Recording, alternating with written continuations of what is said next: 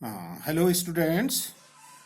आज हमारा first unit के फर्स्ट चैप्टर का सेकेंड लेक्चर है। दूसरा व्याख्यान हमारा चल रहा है। देखिए, कल हमने स्टडी किया था चार्ज, आवेश, उसके प्रकार नंबर 2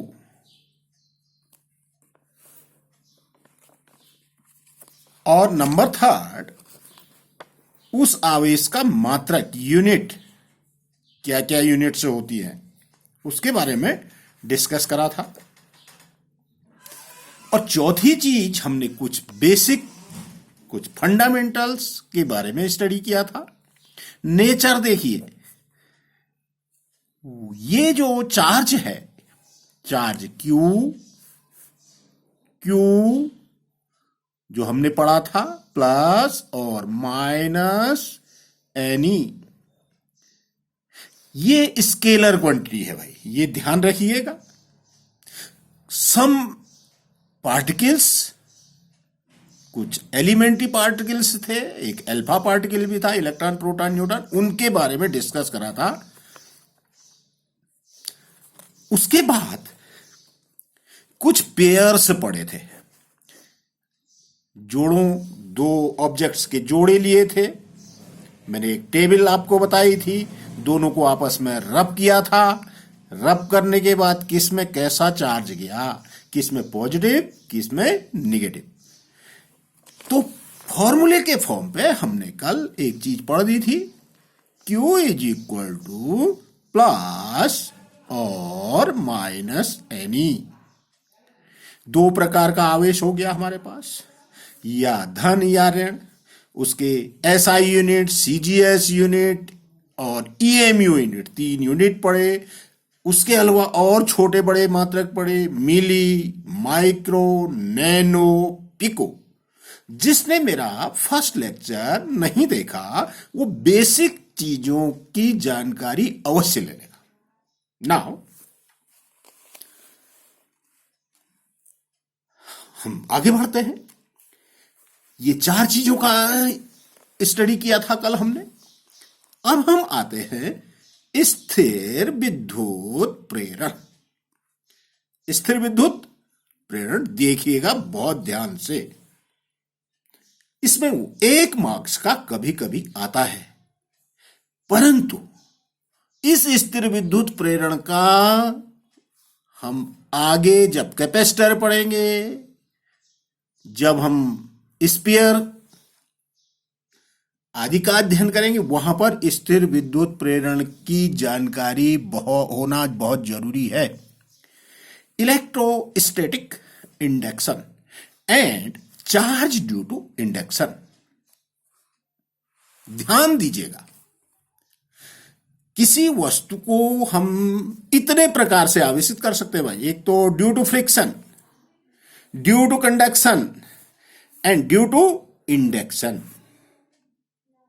देखिए, जब घर्षण विद्युत से पहले, जैसा मैंने कल डिस्कस करा था, 500-600 ईस्वी पूर्व थेल्स ने कुछ ऑब्जेक्ट्स पे कुछ अननोन पावर्स के बारे में उसको पता चला था, परंतु वो 2200 वर्षों तक छिपा रहा। 16वीं शताब्दी में गिलबर्ट, बेंजामिन फ्रैंकलिन और बहुत सारे लोग आए। उसके बाद घर्षण विद्युत की जानकारी मिली, ये फ्रिक्शनल चार्ज की जानकारी मिली। परंतु जब इलेक्ट्रॉन की खोज की गई, डिस्कवरी हुई इलेक्ट्रॉन की, तो उसके बाद एक नया कंसेप्ट आ गया, चालन। मतलब इलेक्ट्रॉन थ्योरी हमने पढ़ी। इलेक्ट्रॉन थ्योरी का अर्थ यह था कि जब कांच की छड़ को जैसे हमने रेशम से रगड़ा था, तो कांच की छड़ पर धन आवेश और रेशम पर ऋण आवेश। इसका मतलब इलेक्ट्रॉन कहां ट्रांसफर हो गए थे? कांच की छड़ से ट्रांसफर हो गए थे रेशम पर।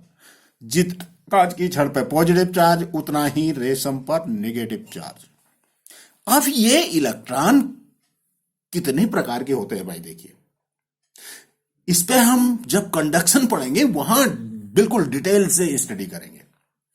क्योंकि हमने अभी तक ये पढ़ा हुआ है कि जो एटम होता है, एटम 3 पार्टिकल से मिलकर के बना हुआ है, इलेक्ट्रॉन, प्रोटॉन, न्यूट्रॉन। इलेक्ट्रॉन नाभिक के चारों ओर कक्षाओं में घूमता है, प्रोटॉन और न्यूट्रॉन नाभिक के अंदर रहता है।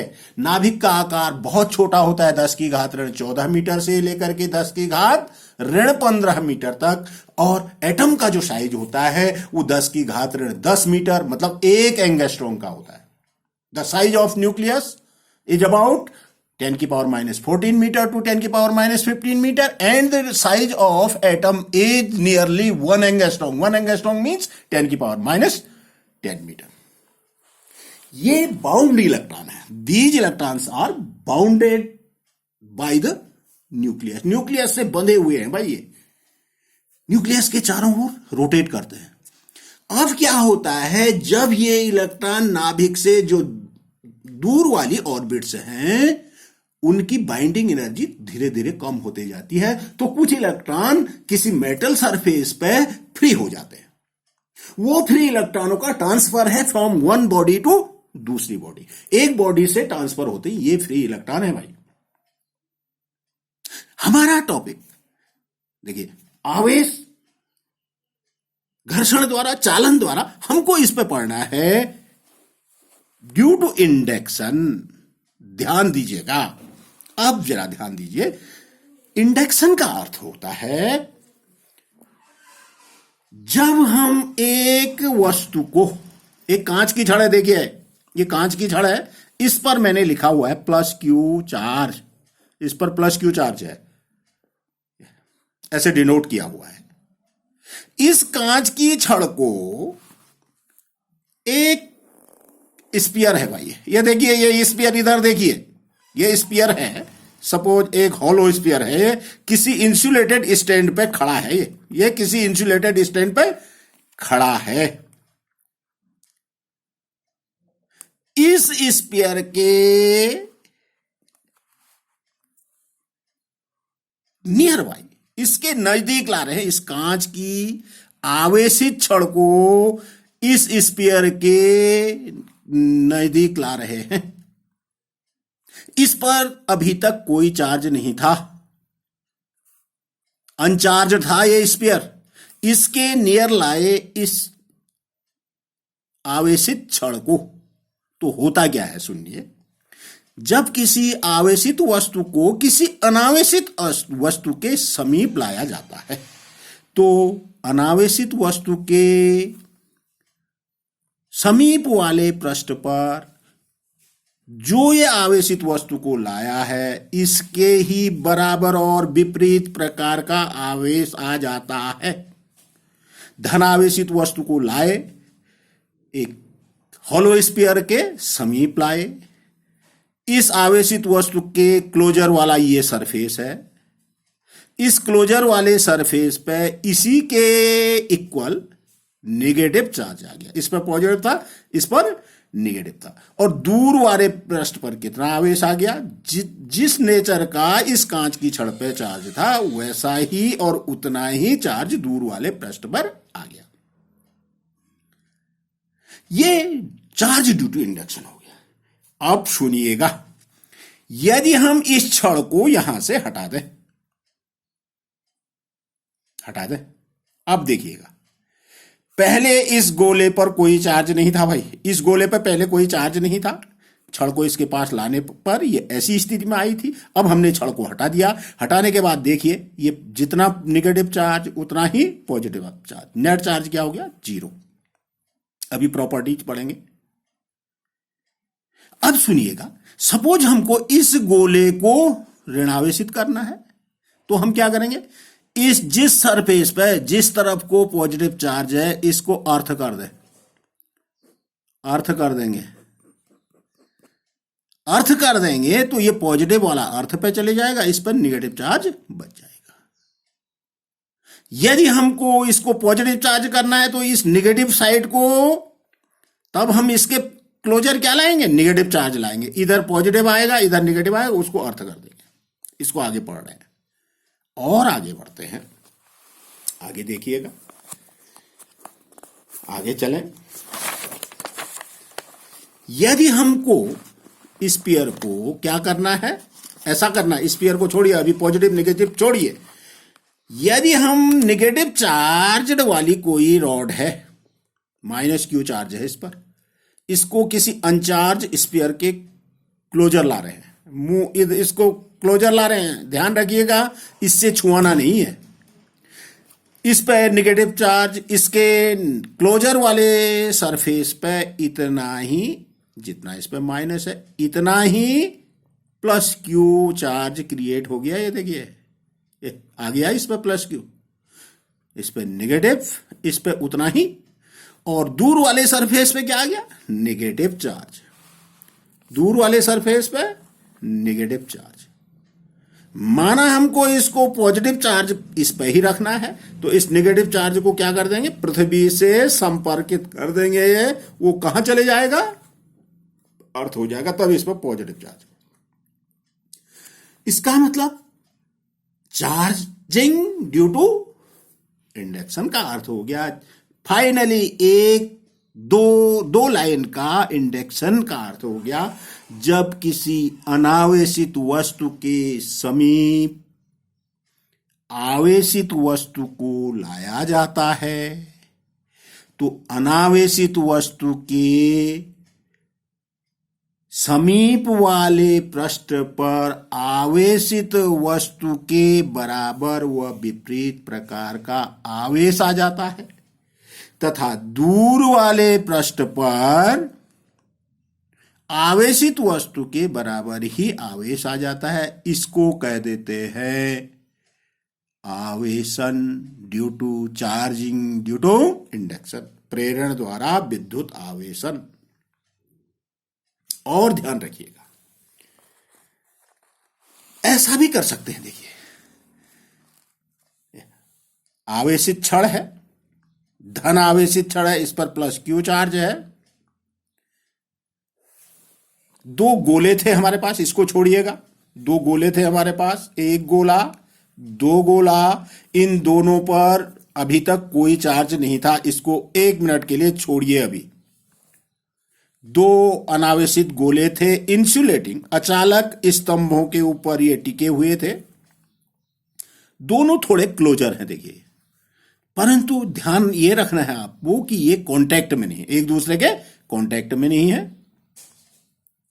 अब आप देखिएगा एक आवेशित वस्तु को जिस पर +q चार्ज है, इसके नजदीक ला रहे हैं, हम देख रहे हैं कि इसका जो क्लोजर वाला सरफेस है, इसके क्लोजर वाले सरफेस पे इसके इक्वल एंड अपोजिट चार्ज आ गया, और दूर वाले सरफेस पे इसी के इक्वल पॉजिटिव चार्ज आ गया। तो ये दोनों क्या हो गए, चार्ज हो गए ड्यू टू इंडक्शन। अब इसको हटा दीजिए, ये स्पेयर अलग है, ये स्पेयर अलग है, अब इनको भी दूर दूर कर दीजिए, इन दोनों को भी दूर दूर कर दीजिए, इस पर नेगेटिव चार्ज, इस पर पॉजिटिव चार्ज। ऐसे इसको ऐसे भी समझ सकते हैं, देखिएगा चौथा एग्जाम्पल देखिएगा, दो इंसुलेटेड स्टैंड हैं, एक स्टैंड, दो स्टैंड, इनके ऊपर दो स्पेयर्स रखे हुए हैं, किसी मेटल स्फीयर को मान लीजिए, एल्यूमिनियम के होलो स्फीयर को मान लीजिए, या आयरन के होलो स्फीयर को मान लीजिएगा। इन पे मानिएगा कि कोई चार्ज नहीं है इनिशियली। अब हम क्या करें, हमने एक रॉड को लाए जिस पर -q चार्ज था, इससे कांटेक्ट नहीं कराया, इसके क्लोजर वाले सरफेस पे इसके इक्वल प्लस चार्ज, और इसके दूर वाले सरफेस पे देखिए ये उतना ही -q चार्ज। अब इस रॉड को आप हटा दीजिए यहां से, इस पर सेपरेटली पॉजिटिव चार्ज, इस पे सेपरेटली उतना ही नहीं, इन दोनों को भी अलग अलग कर दीजिए, ये पॉजिटिव चार्ज होगी, ये निगेटिवली चार्ज होगी, ये पॉजिटिवली चार्ज, ये negatively charge. Both spheres are charge. अब प्रॉपर्टी पढ़ेंगे आगे, यहां मैं डिस्कस नहीं कर रहा हूं। देखिए, इस पर जितना धन आवेश आया, दूर वाले पृष्ठ पर दूसरे के उतना ही नेगेटिव चार्ज आ गया। पहले नेट चार्ज 0 था, अब भी पॉजिटिव नेगेटिव 0 हो जाएगा। वो प्रॉपर्टी में डिस्कस करेंगे और आगे बढ़ते हैं।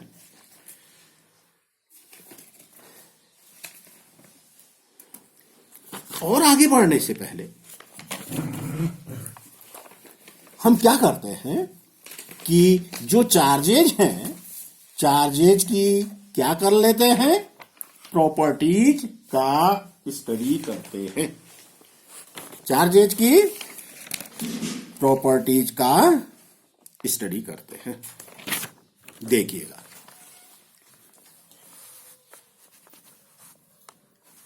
प्रॉपर्टी देखिएगा।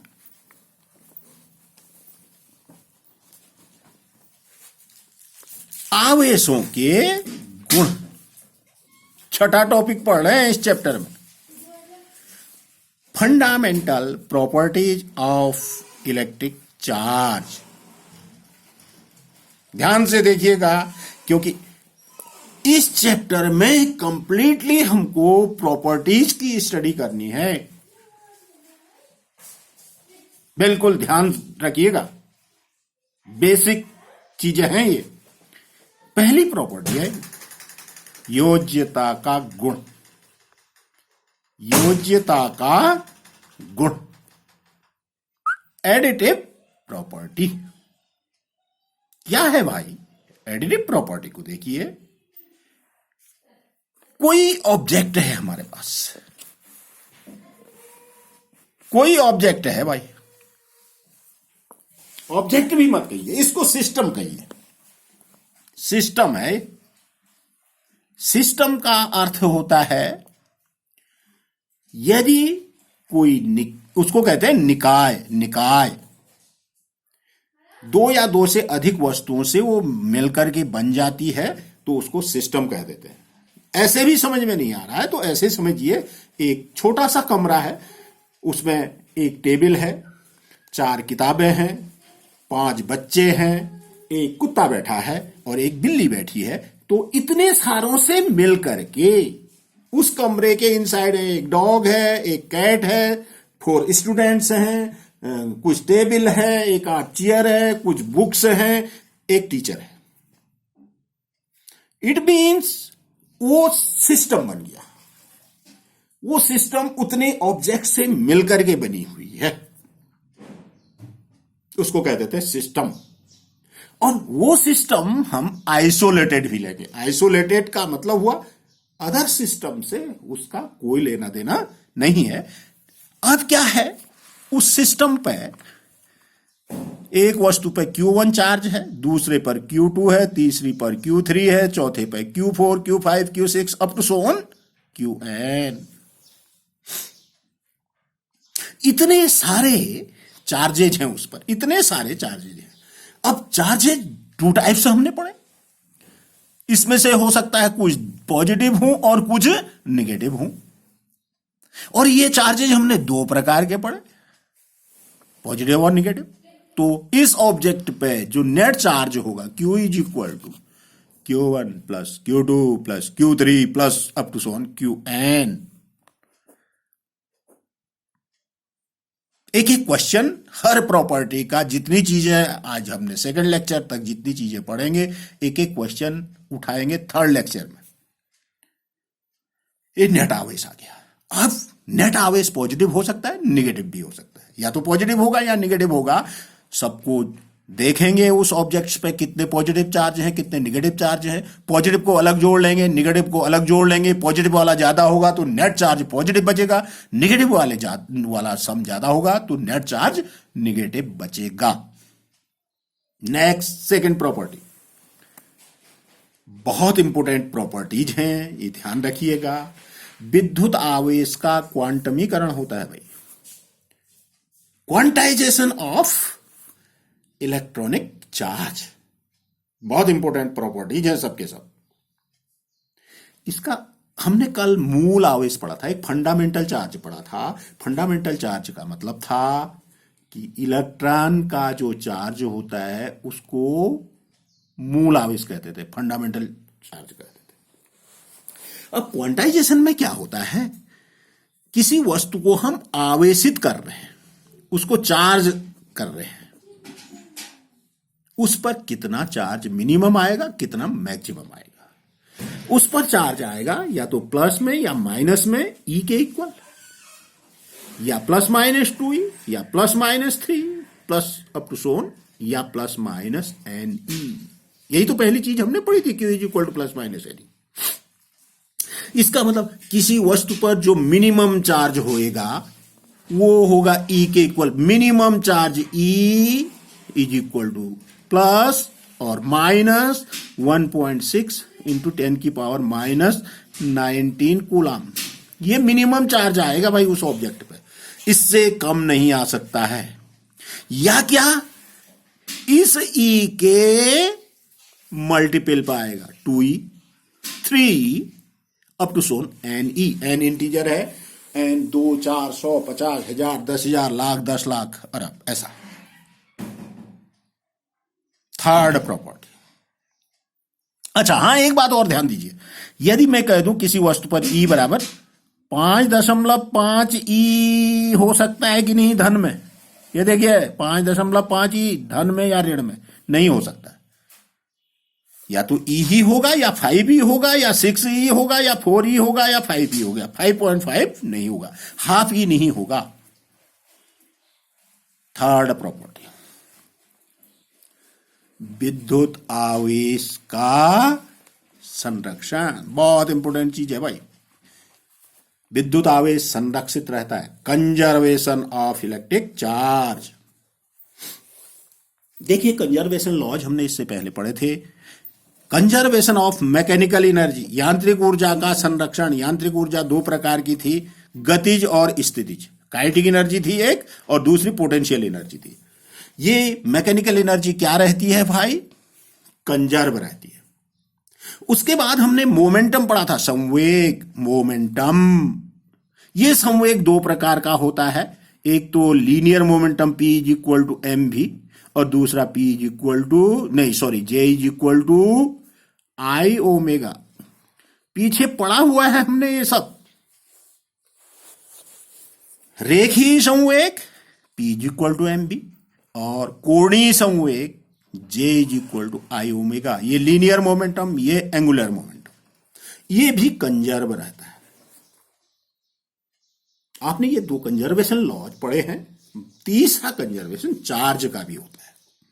चार्ज भी क्या रहता है, कंजर्व रहता है। क्यों, इज इक्वल टू किसी सिस्टम का जो चार्ज होगा वो कंजर्व रहेगा। उस सिस्टम का, किसी सिस्टम के को न तो हम आवेशित, उसके आवेश को बढ़ा सकते हैं, ना घटा सकते हैं, या हम ये कह सकते हैं आवेश को न तो उत्पन्न किया जा सकता है, नहीं नष्ट किया जा सकता है। तो चार्ज क्या रहेगा, कंजर्व रहेगा। कैसे देखिएगा, हमने इंडक्शन पढ़ा। हमने इंडक्शन में एक एग्जाम्पल आपके सामने ला रहा हूं। हमने पढ़ा इंडक्शन, आवेशित छड़ को किसी अनावेशित गोले के समीप लाए। इनिशियली इस गोले पर कोई चार्ज नहीं था। जब हम इस छड़ को इसके क्लोजर लाए तो इस पास वाले पर नेगेटिव चार्ज आ गया, दूर वाले पर पॉजिटिव चार्ज आ गया। इसको अर्थ नहीं करना है, इस पर नेगेटिव, इस पर पॉजिटिव। अब हमने इस छड़ को हटा दिया यहां से। इस गोले को देखिएगा, छड़ को इसके पास लाने से पहले इस पर नो चार्ज, कोई चार्ज नहीं था। जब छड़ को पास लाए, इनिशियली 0 चार्ज था। इस छड़ को जब पास लाए तो तब इस पर, इस सतह पर जितना नेगेटिव चार्ज आया, दूसरी सतह पर उतना ही पॉजिटिव चार्ज आ गया। फिर इसको हटा दिया यहां से। अब इस गोले पर बाद में देखिए कितना चार्ज, जितना इस सतह पर नेगेटिव उतना ही पॉजिटिव। तो नेट चार्ज क्या हो गया, 0। तो इसका मतलब चार्ज को न तो उत्पन्न किया जा सकता है और न ही नष्ट किया जाता है। इसका मतलब इलेक्ट्रिक चार्ज क्या रहता है, कंजर्व रहता है भाई। नेक्स्ट, ये भी बड़ी इंपॉर्टेंट प्रॉपर्टी है भाई। आवेश अचरता invariance of electric charge, invariance of electric charge मतलब कोई आइसोलेटेड सिस्टम है। अभी हमने isolate invariance of electric charge, कोई आइसोलेटेड सिस्टम है, विलगित निकाय कहते हैं उसको। तब उस आइसोलेटेड सिस्टम का जो नेट चार्ज होगा वो क्या रहेगा भाई? कंजर्व रहेगा। इसका मतलब क्यू रेस्ट में जितना होगा उतना ही क्यू मोशन पे होगा। निकाय का जितना विराम अवस्था में जो चाल हो आवेश होएगा और मोशन के पोजीशन में भी उस सिस्टम का उतना ही चार्ज होएगा। अब इसको समझने के लिए मैं ऐसा कर रहा हूं भाई, देखिएगा, ध्यान से सुनिएगा, नहीं समझ में नहीं आएगा। मैं एक हाइड्रोजन एटम ले लेता हूं। हाइड्रोजन एटम, ये देखो, हाइड्रोजन एटम में एटम नहीं, मॉलिक्यूल लेता हूं। हाइड्रोजन मॉलिक्यूल लेता हूं H2। देखिएगा इसमें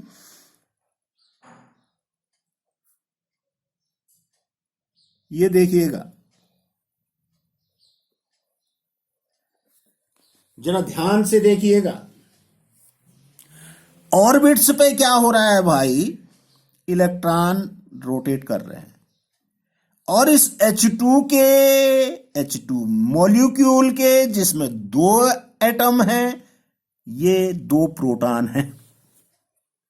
ये तो हाइड्रोजन की बात होगी। ये प्रोटॉन मोशन कर रहे होंगे, इलेक्ट्रॉन तो न्यूक्लियस के अराउंड मोशन कर रहे होंगे और प्रोटॉन कहां मोशन कर रहे होंगे? Inside nucleus. अब आ जाइए, ठीक ऐसा ही मैं एक हीलियम एटम लेता हूं। हीलियम क्यों ले रहा हूं देखना, He एटम को देखिए, इसको देखिएगा, जरा ध्यान से समझिए। हीलियम पे भी न्यूक्लियस पे 2 प्रोटॉन होते हैं, 2 प्रोटॉन 2 न्यूट्रॉन और अराउंड न्यूक्लियस नाभिक के चारों ओर 2 इलेक्ट्रॉन मोशन करते हैं। ये देखिए H2 मॉलिक्यूल पे 1 2 इलेक्ट्रॉन 1 2 प्रोटॉन। He एटम पे 1 2 इलेक्ट्रॉन 1 2 प्रोटॉन। प्रोटॉन कहां है? Inside nucleus. इलेक्ट्रॉन कहां है? ऑर्बिट्स पे। प्रोटॉन कहां है? Inside nucleus. और इलेक्ट्रॉन कहां है? इन द ऑर्बिट पर रोटेट कर रहे हैं। देखिए, अब यहां 2 प्रोटॉनों के मोशन अलग टाइप के हैं और यहां 2 प्रोटॉनों के मोशन अलग टाइप के हैं। ठीक है, तो इसका जो चार्ज रहेगा क्या रहेगा? इनवेरियंस रहेगा। मतलब क्यू रेस्ट में जितना चार्ज होगा, क्यू मोशन पे भी उतना ही चार्ज होगा। इसीलिए तो एटम जो है वो न्यूट्रल रहता है। आइए अगली प्रॉपर्टी।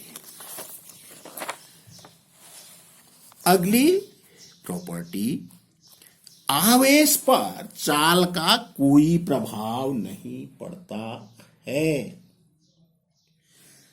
देखिए, सपोज अभी हमने एग्जाम्पल लिया था, effect of speed on the charge. Suppose मैं हाइड्रोजन एटम ले लूं, 1H और 1 ले लूं, ठीक है। तो इस हाइड्रोजन एटम पे 1 इलेक्ट्रॉन होता है, अराउंड न्यूक्लियस रोटेट करता है। तो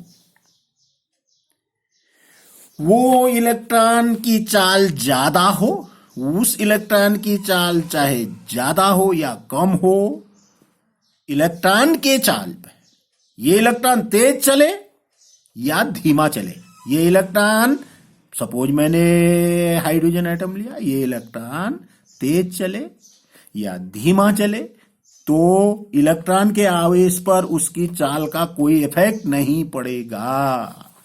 नेक्स्ट, छठी प्रॉपर्टी, जो आवेश होता है, जो चार्ज होता है, उसके कारण क्या उत्पन्न होती है? विद्युत बल रेखाएं, मतलब विद्युत क्षेत्र उत्पन्न होता है। इलेक्ट्रिक फील्ड लाइन क्रिएट करता है भाई। चार्जेज जो करते हैं, क्या करते हैं?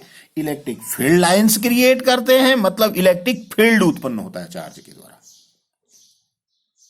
ठीक है, इसको हमने बहुत बड़ा विस्तार से अध्ययन करना है, इसका डिटेल से स्टडी करनी है, इस प्रॉपर्टी की बहुत डिटेल से। ये तो बहुत ही महत्वपूर्ण प्रॉपर्टी है। अगला, आवेश के कारण विद्युत विभव उत्पन्न होता है भाई। इलेक्ट्रिक पोटेंशियल भी क्रिएट होता है। वो अगला पूरा पार्ट है बच्चों।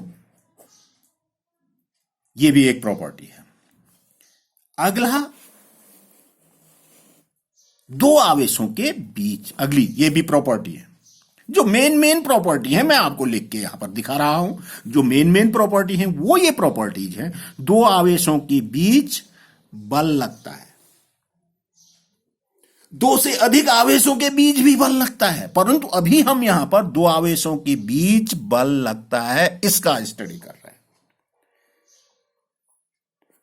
दो आवेशों के बीच लगने के वाले बल का स्टडी करेंगे। उसके बाद कोई सिस्टम होगा, वो सिस्टम दो या दो से अधिक आवेशों से मिलकर बना होगा, तो उस सिस्टम में किसी आवेश पर वो जो जितने चार्जेज हैं उनके द्वारा कितना फोर्स लगेगा, वो बात की बात है। तो हम नेक्स्ट टॉपिक पे आते हैं, कूलॉम्स लॉ, दो आवेशों के बीच लगने वाला बल, जो एक प्रॉपर्टी के रूप में अभी हमने समझा, कूलॉम्स लॉ कहलाता है। ध्यान से समझिए, बहुत ही महत्वपूर्ण चीज आ रही है। कूलॉम का नियम, दो आवेश है, एक आवेश को हमने Q1 मान लिया, दूसरे आवेश को Q2 मान लिया। ये किसी मीडियम में, माध्यम में रखे हुए हैं। इन दोनों चार्जेज की बीच की डिस्टेंस है R। तो कूलॉम ने क्या कहा? कूलॉम्स लॉ में आने से पहले हम न्यूटन्स लॉ पढ़ चुके हैं। उसको एक बारी मैं आपको रिवाइज कर दे रहा हूं। ब्रह्मांड में, यूनिवर्स में किन्हीं भी दो मासिव पार्टिकल्स के बीच, दो द्रव्यमानों के बीच एक बल लगता है, जो न्यूटन ने कहा था, जिसको न्यूटन का गुरुत्वाकर्षण का नियम कहते हैं। गुरुत्वाकर्षण पूरा चैप्टर हमने फर्स्ट ईयर में पढ़ा था। तो गुरुत्वाकर्षण के नियम के अनुसार दो द्रव्यमानों के बीच लगने वाला बल दोनों द्रव्यमानों के गुणनफल के समानुपाती, F is proportional m1 into m2, और दोनों द्रव्यमानों के बीच की दूरी के वर्ग के व्युत्क्रमानुपाती, inverse square F is proportional 1/r²।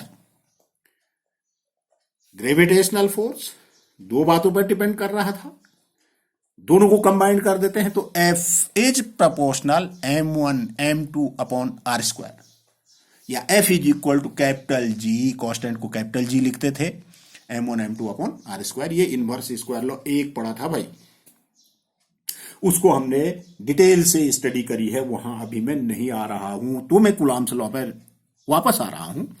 देखिए, दो ठीक ऐसे ही सिमिलरली जिस प्रकार से कूलॉम्स लॉ हमने स्टडी किया, वैसे नहीं, सॉरी, न्यूटन्स लॉ स्टडी किया, ठीक उसी प्रकार हम कूलॉम्स लॉ का स्टडी भी कर रहे हैं। ये भी इनवर्स स्क्वायर लॉ है। तो क्या कहता है कूलॉम्स लॉ? देखना, दो चार्ज पार्टिकल्स Q1 और Q2 के बीच जो फोर्स अप्लाई होगा, F फोर्स F, मैंने यहां F ही लिखा है, क्यों लिखा है अभी बताऊंगा। फोर्स वेक्टर क्वांटिटी है तो ये जरूर एरो लगाओगे, F is proportional Q1 into Q2। दो आवेशों के बीच लगने वाला बल विद्युत बल होता है भाई, इलेक्ट्रिक फोर्स होता है।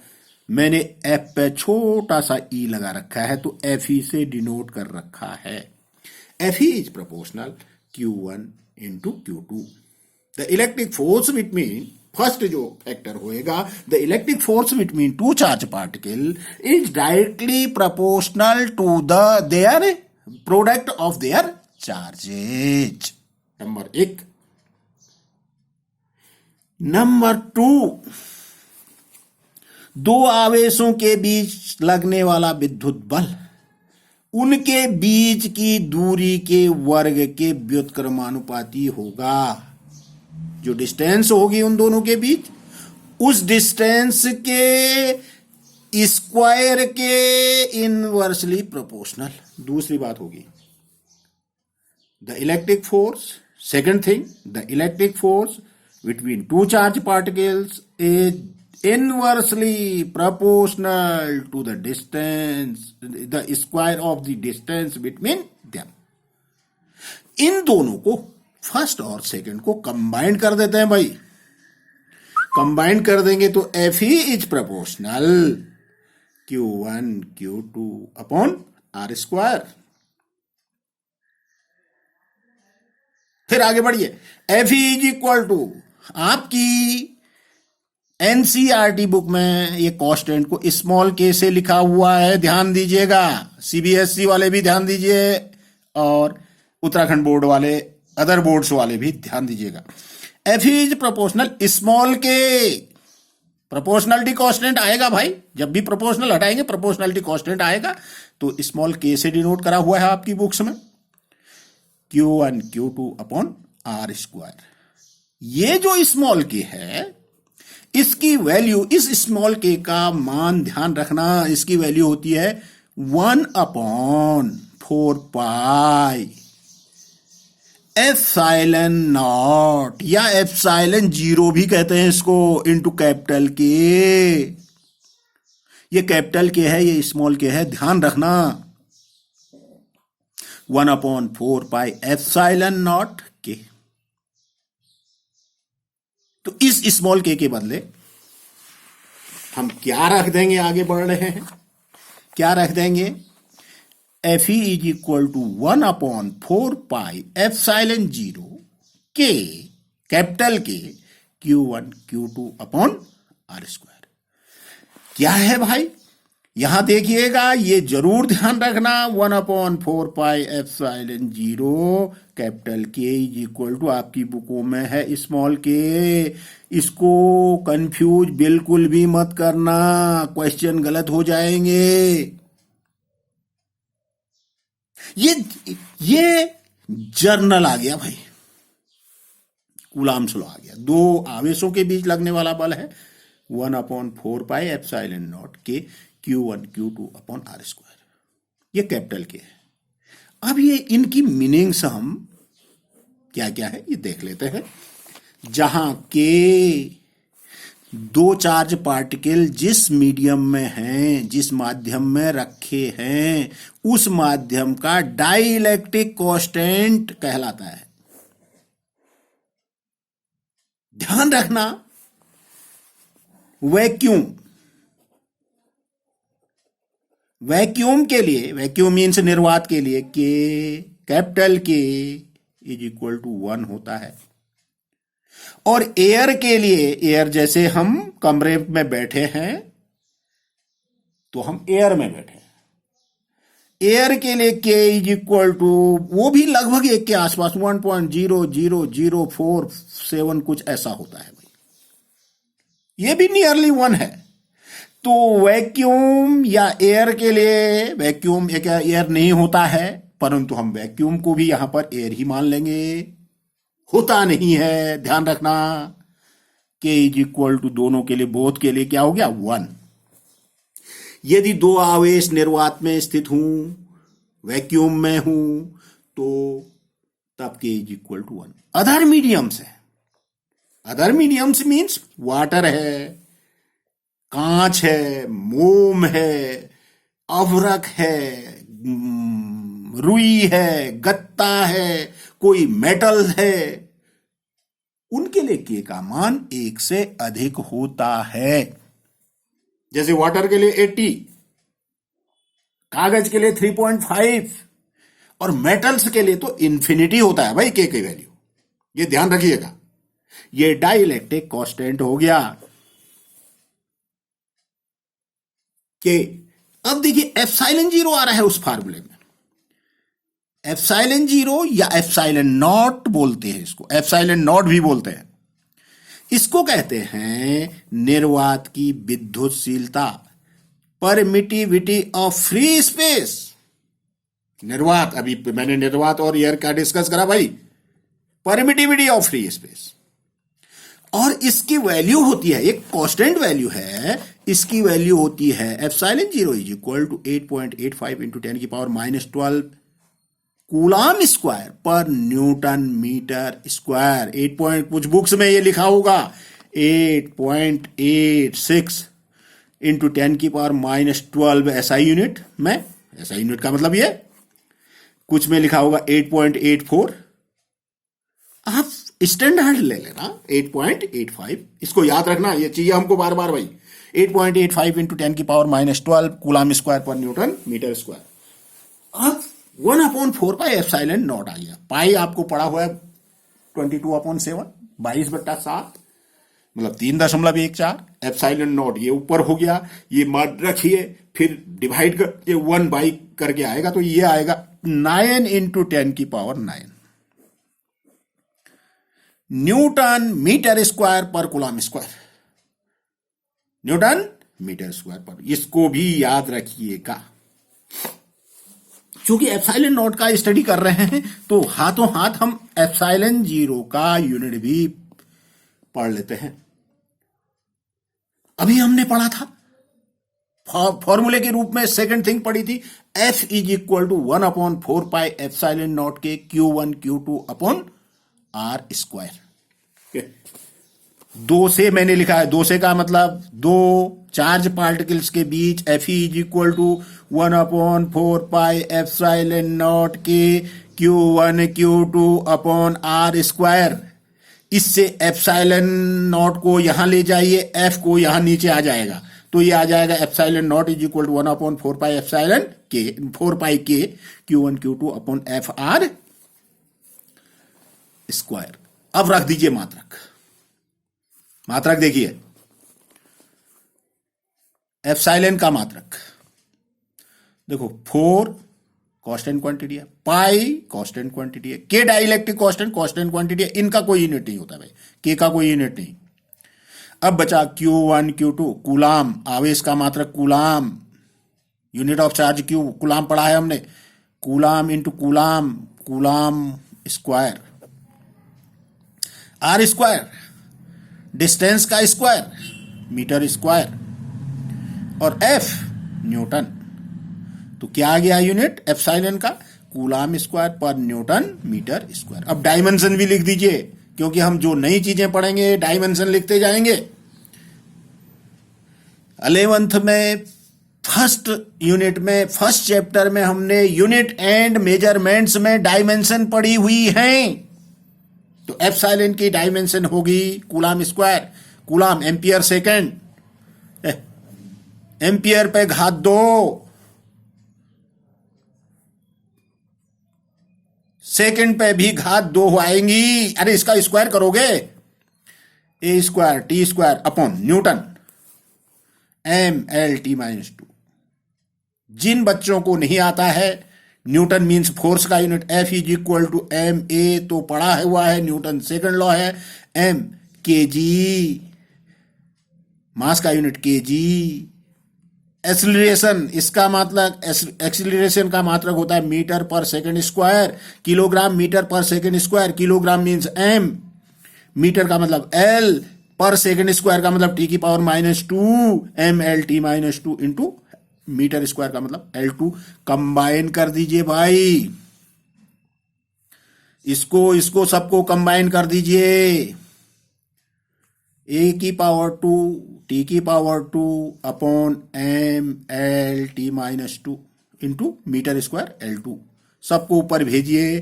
तो m की पावर ऊपर जाएगी 1 है, ये m की पावर -1, L 1 2 के 3, L की पावर 3 ऊपर जाएगी, L की पावर -3।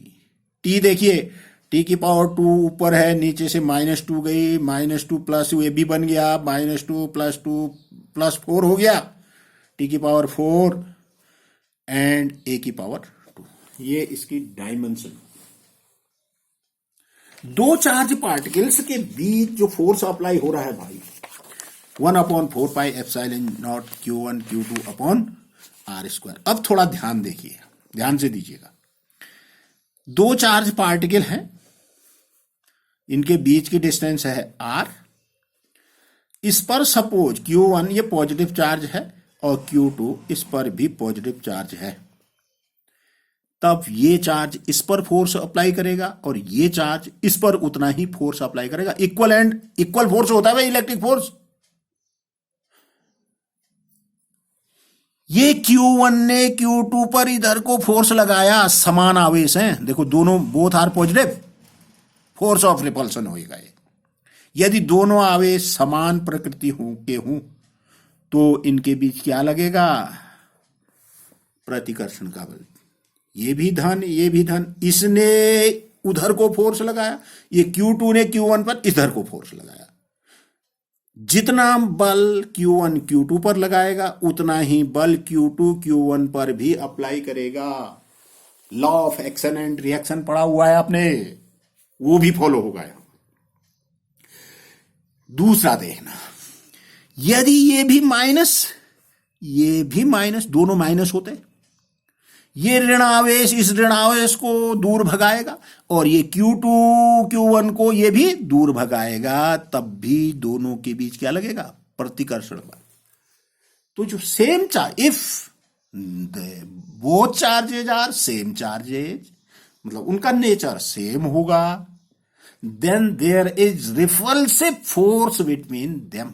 जो इलेक्ट्रिक फोर्स होगा वो क्या होगा? रिपल्सिव।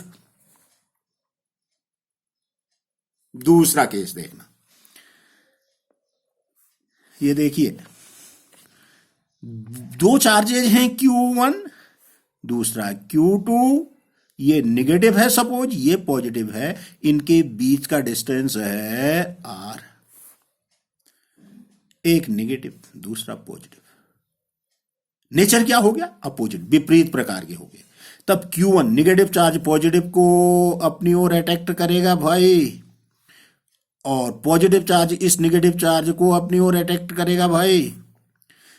ये suppose F Q minus Q1 Q2 को F फोर्स से अपनी ओर अट्रैक्ट कर रहा है, तो Q2 Q1 को भी F फोर्स से ही अपनी ओर अट्रैक्ट करेगा।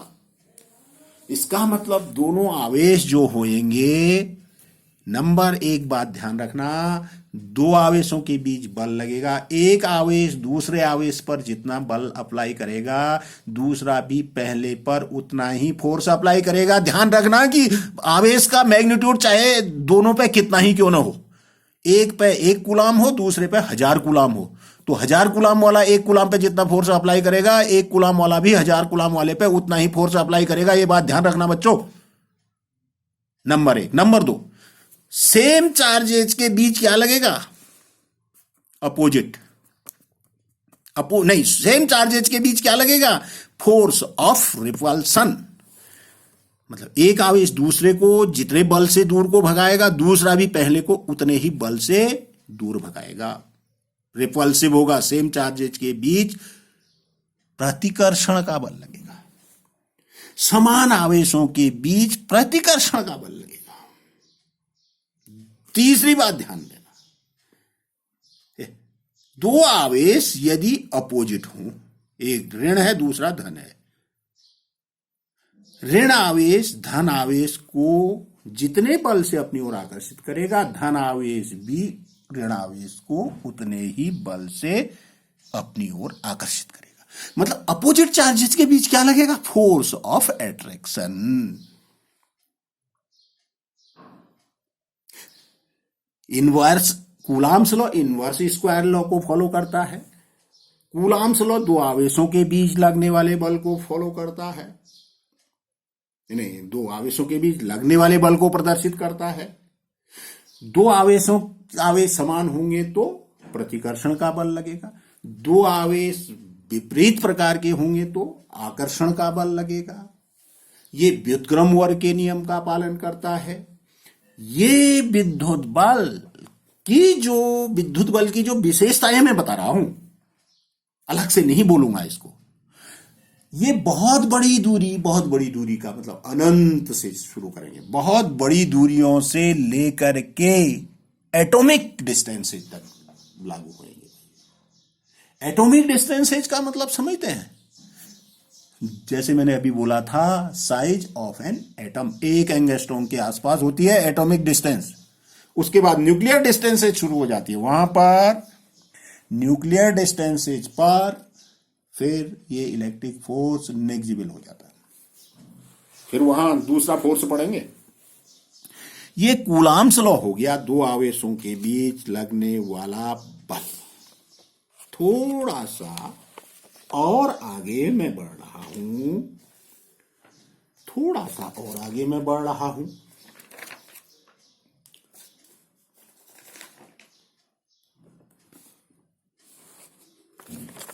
ये देखिएगा,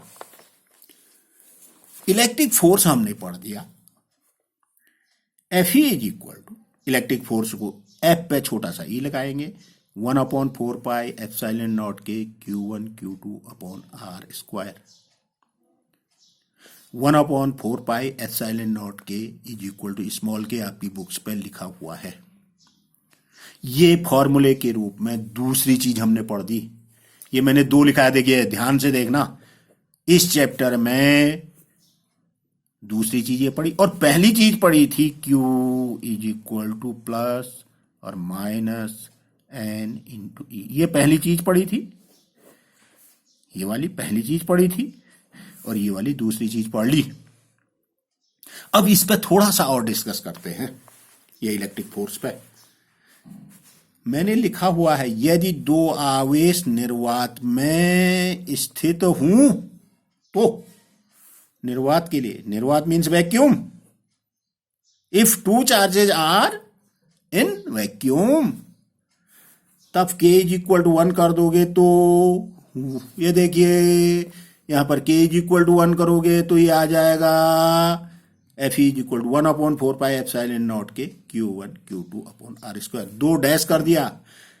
क्वेश्चनों में निर्वात वैक्यूम जब भी यूज होएगा हम सीधे ये फार्मूला लिखेंगे।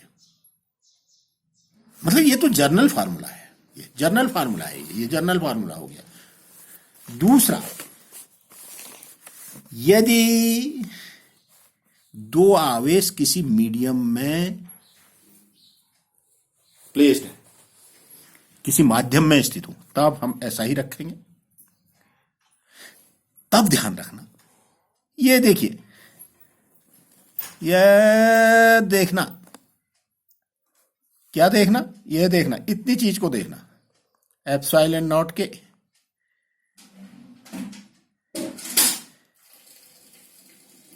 इसको मैंने यहां पर एप्सिलॉन लिख दिया है।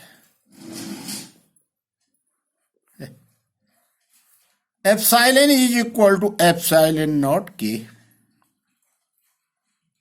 ओके।